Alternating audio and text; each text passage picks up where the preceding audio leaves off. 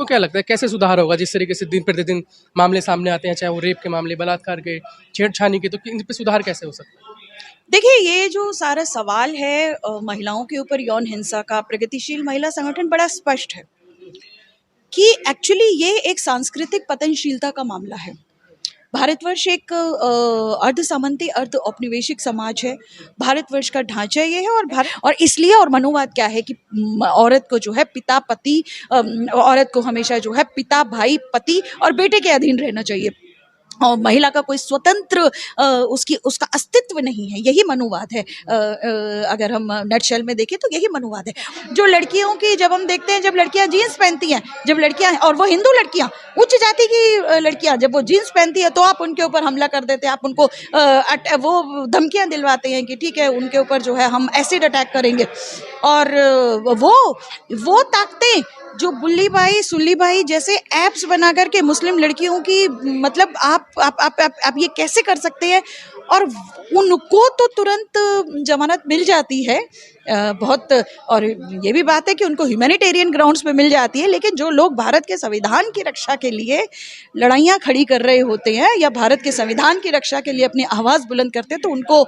महीनों महीनों महीनों जेलों में रखा जाता है। ये सब पूरा का पूरा जो सवाल है, पहली बात तो आप फर्जी केसेस बनवाते हैं, आपकी पुलिस केसेस बनवाती है ताकि आपकी जो महिलाओं के प्रति समझ है, उनके प्रति सामंती समझ, उनको पुरुष के अधीन रखने की समझ, और दूसरी बात कि महिलाओं की स्वतंत्रता के आप पक्षधर कतई नहीं हैं। आप महिलाओं को मौका नहीं देना चाहते। आप महिलाओं के लिए आत्मनिर्भर बनने के, उच्च शिक्षा ग्रहण करने के सभी अवसरों के ऊपर आप हमला, तो की मर्जी के ऊपर जो हमला है, हम इसका विरोध करते हुए औरतों से भी अनुरोध भी करते हैं और हम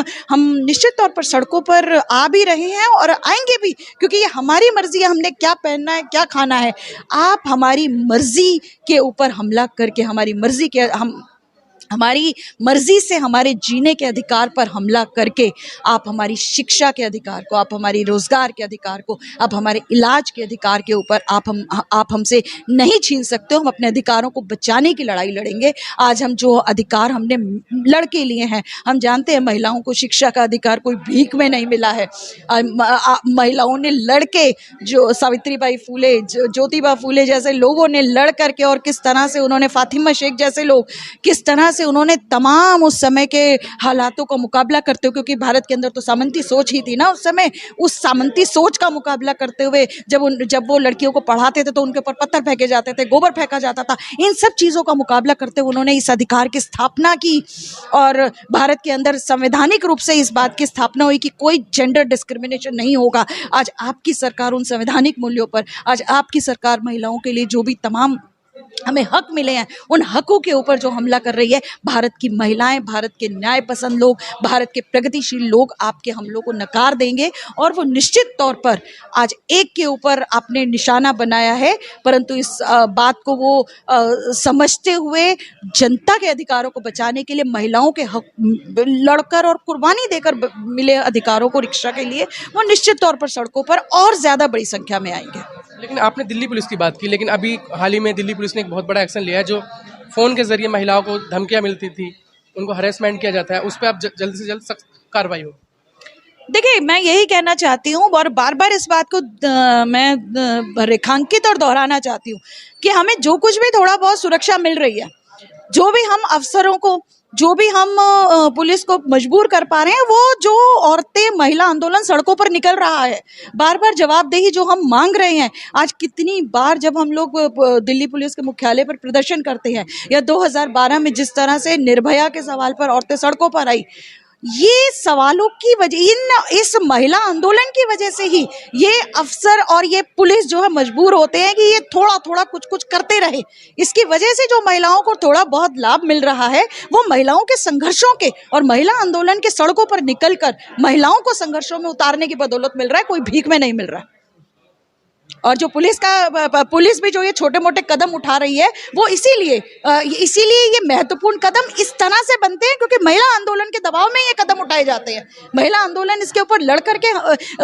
पुलिस को मजबूर करते हैं कि आप ये कीजिए, तब जाके पुलिस करते हैं। ये अपनी मर्जी से कोई ऐसा पुलिस जो है बहुत महिला परस्त हो गई है, ये ऐसा नहीं है। अगर ऐसा हो गया होता तो हम देखते हैं बहुत सारी घटनाएं जो दिल्ली के अंदर लगातार हो रही है वो नहीं होती अगर पुलिस की जवाबदेही हो जाए कि अगर कोई भी महिला आपके पास एक शिकायत लेकर आती है तो आप इमीडिएटली उसके ऊपर एक्शन करेंगे, वो नहीं होता है। इसीलिए बहुत बड़े बड़े हादसे दिल्ली के अंदर भी हो जाते हैं। और इसमें मैं एक चीज़ और विशेषकर कहना चाहूँगी कि बहुत सारी जो खासकर छोटी बच्चियों के साथ अक्सर हम देखते हैं कि जो यौन हिंसा के बातें आती हैं तो उसमें पुलिस और अफसरों की जवाबदेही के साथ साथ एक चीज़ और भी है, जो कुछ इंफ्रास्ट्रक्चरल सुविधाएं, जैसे कि हम देखते हैं कि गरीब मजदूर बस्तियों के अंदर, दिल्ली के औद्योगिक इलाकों के अंदर, दिल्ली के औद्योगिक इलाकों से सटी हुई तमाम बस्तियों के अंदर क्रेच जैसी सुविधा नहीं है,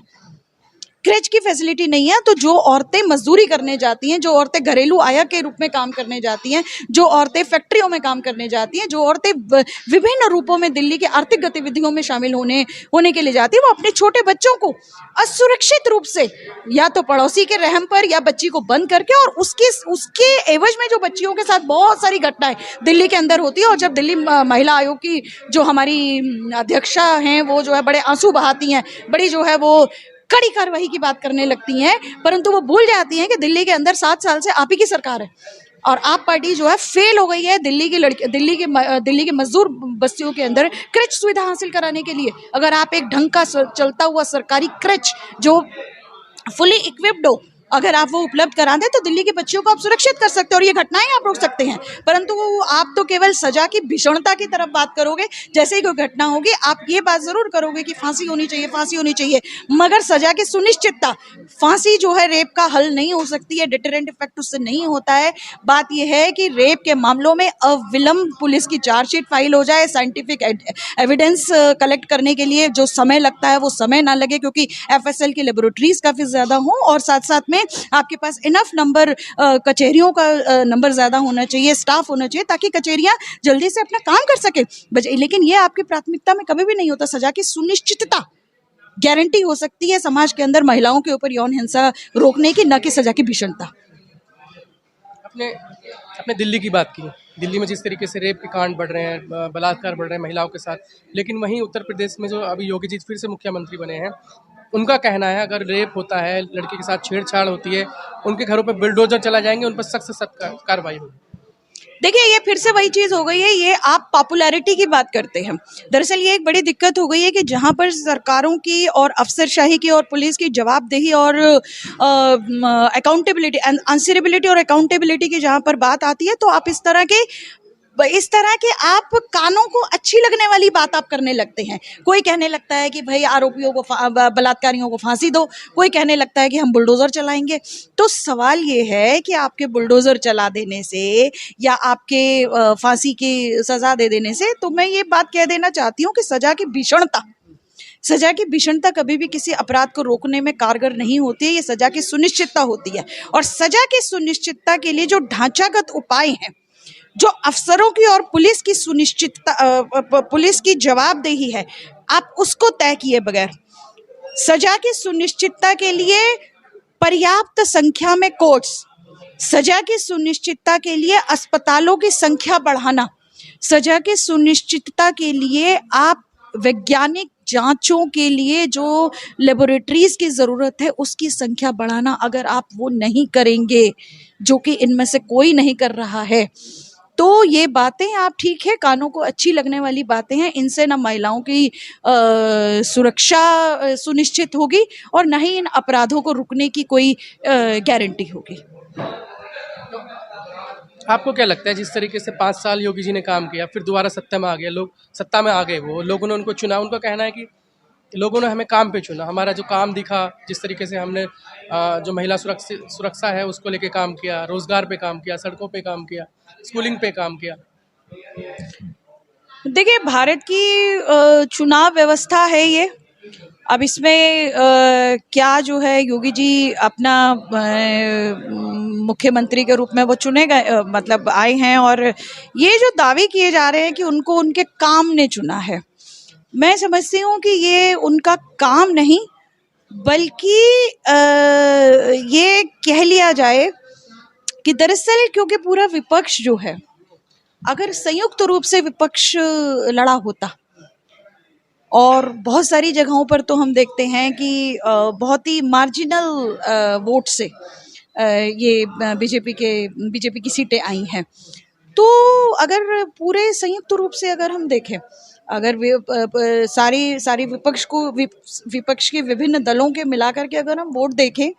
और उसके कंपैरिजन में हम बीजेपी का देखें, तो बीजेपी का आंकड़ा कहीं नहीं ठहरता है। तो ये तो कहना बड़ी, ये तो भारत की व्यवस्था है जहाँ 31% को बहुमत मान लिया जाता है।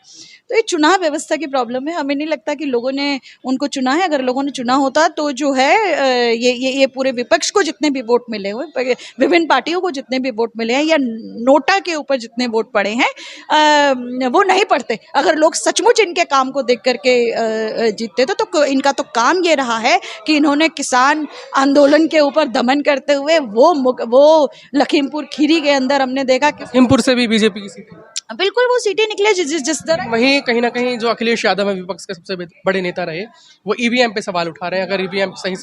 ईवीएम से चुनाव नहीं होता तो हम जीत जाते, वीवीपैट से हम जीत भी गए, 304 सीटें उनके आ रही। हाँ, वो भी एक एस्पेक्ट हो सकता है, परंतु मुझे उससे ज्यादा इंपॉर्टेंट बात ये लगती है, अगर हम पूरे विपक्ष को जितने वोट मिले हैं तो 60% वोट तो विपक्ष के ही पास है। तो 60% लोगों ने तो बीजेपी को नकार दिया। तो कहाँ से हम कहें कि भाई ठीक है, ये तो भारत की चुनाव व्यवस्था की विशेषता है। जैसा मैंने पहले ही कहा कि 31% बहुमत हो जाता है और सरकार बना लेते हैं। तो ये तो ऐसा नहीं है कि भारत की जनता ने इन फांसीवादी ताकतों को स्वीकार किया है। भारत की जनता ने, भारत के लोगों ने इनकी कॉर्पोरेट परस्त नीतियों को, इनकी मनोवाद की नीतियों को दरअसल में नकारा है। योगी साहब ने ये नहीं कहा है कि आप